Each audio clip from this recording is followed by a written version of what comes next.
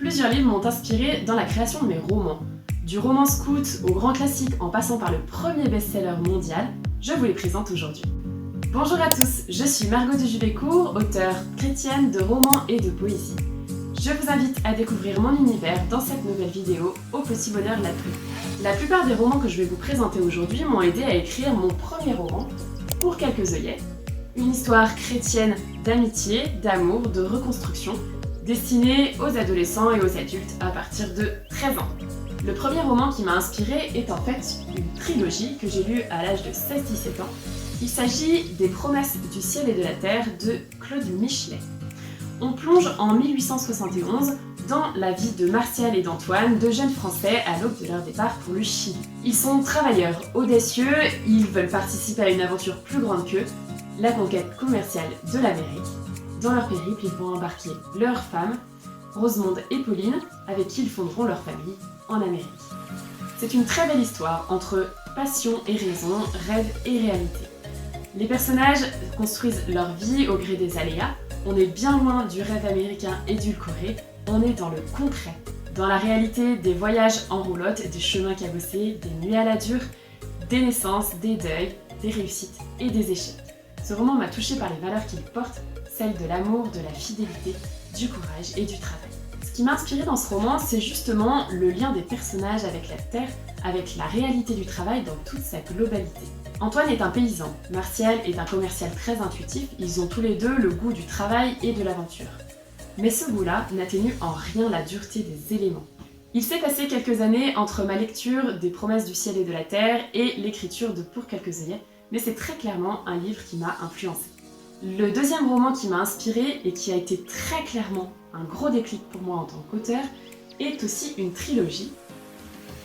Il s'agit d'Ondine, de Laure Angélis. Ondine, c'est l'histoire de deux destins. Celui d'Ondine, justement, une jeune fille issue de la noblesse, pleine de préjugés et rongée par l'égoïsme, et celui de Chat, un jeune chef scout généreux, mais qui lui aussi porte une blessure profonde, celle d'un deuil, d'une culpabilité. Leur rencontre va être explosive, mais ils vont se découvrir peu à peu et s'entraider, plonger chacun dans la réalité de l'autre, dans ses blessures, et gagner peu à peu une confiance mutuelle, construire une amitié qui les mènera vers la paix. Ce roman a été très important pour moi, il a été le déclic qui m'a donné envie d'écrire, écrire vraiment, écrire des romans. Et quand j'ai commencé à écrire Pour quelques œillets, automatiquement, je l'ai destiné au même public que ce livre-là. Et il a été publié dans la même collection des filles de Téqué.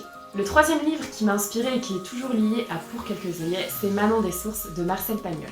Je ne saurais même plus vous résumer l'histoire en détail, mais c'est une histoire de cultivateurs, de paysans qui sont très liés à leur terre et qui vont tout faire pour que leur terre soit fertile. C'est avec ce roman que j'ai eu l'idée de créer une horticulture géante, une terre à laquelle son maître serait très attaché. Étienne Agostin est très lié à sa terre, à sa ferme aux œillets, et il va tout faire pour que cette terre soit fertile. Voilà, donc c'est vraiment le roman par lequel l'idée de l'horticulture a surgi, et c'est ce qui a donné l'univers de Pour quelques œillets. On passe à autre chose. Il y a un livre qui m'a inspiré plusieurs histoires. Ce livre n'a aucun rapport avec Pour quelques œillets cette fois, il a rapport avec des histoires que j'ai écrites et qui ne sont pas encore éditées, qui seront peut-être jamais éditées, je ne sais pas encore. Mais ce livre, c'est le premier best-seller mondial. Ce livre, c'est la Bible. Et vous allez voir un truc très intéressant. Quand j'enlève la Bible de cette pile de livres, c'est comme la foi dans ma vie. Tout s'effondre. La Bible regorge d'histoires humaines.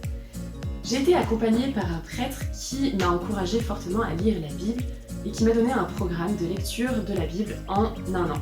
Je ne suis pas allée au bout de ce programme, mais j'en ai lu une bonne partie, suffisamment en tout cas pour me rendre compte que beaucoup de livres de la Bible faisaient d'excellentes intrigues. Il y a un livre en particulier qui m'a intéressée dans la Bible, c'est celui de Jonas. Jonas est un prophète appelé par Dieu pour évangéliser des villes et les appeler à la conversion. Sauf que Jonas, ça le gonfle, parce qu'il a peur de ce que les gens vont penser de lui. Et donc, il part à Pétaouchnok pour que Dieu le laisse tranquille. Et donc, c'est l'histoire de ce Jonas qui s'entête dans son manque de foi, dans sa désobéissance, alors qu'il a des preuves tangibles de l'existence de Dieu qui lui parle. Ce livre m'a beaucoup inspirée pour la construction d'un personnage que j'ai appelé aussi Jonas. et qui refuse de voir le bonheur qu'on lui propose sous ses yeux. Le dernier livre dans lequel j'ai trouvé une source d'inspiration très concrète, c'est 3 jours et une vie de Pierre Lemaitre. C'est un roman psychologique que j'ai malheureusement pas dans ma bibliothèque, mais qui m'a beaucoup marqué. C'est l'histoire d'un enfant qui accidentellement tue un de ses camarades et qui va le cacher jusqu'à la fin de ses jours. On vit 3 drames, celui d'Antoine, l'enfant qui tue, celui de Rémi, l'enfant qui est tué, et celui de l'entourage du village qui cherche Rémi et qu'il ne trouvera jamais.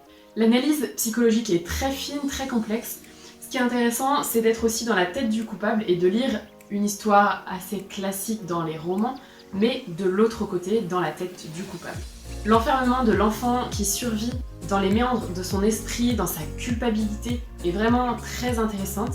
Et c'est quelque chose que j'ai envie de reproduire, alors à ma façon et avec un peu d'espérance parce que c'est ce que j'aime aussi, mais dans un roman que je suis en train d'écrire aujourd'hui. Voilà, comment le mensonge peut nous enfermer et comment se libérer de ce mensonge.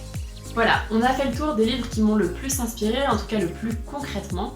Bien sûr, je puise mon inspiration partout, autour de moi, donc il y a plein d'autres livres qui m'ont influencé, sauf que c'est moins concret, c'est moins visible, donc je vous en parlerai peut-être plus tard. Je vous dis à très vite pour une nouvelle vidéo ou un podcast. D'ici là, découvrez mon nouveau livre Merlin le requin, un conte illustré pour les 3-6 ans, un excellent cadeau de Noël. Et si cette vidéo vous a plu, si ce que je fais vous plaît, soutenez-moi sur Tipeee, je vous mets le lien en description.